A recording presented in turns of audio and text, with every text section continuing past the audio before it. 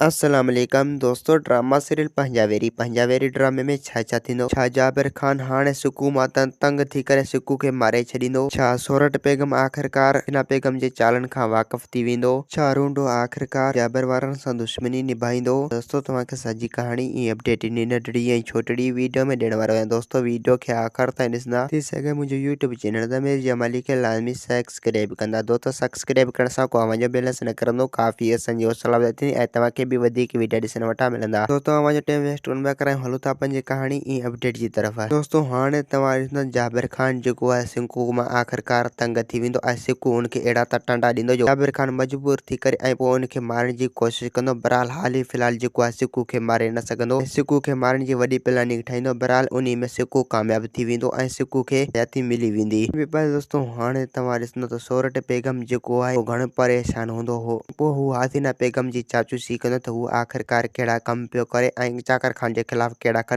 पियो खोटरे ऐं मूं खिलाफ़ कहिड़ा खॾ पियो खोटरे। हू इहा चाचूसी कंदी।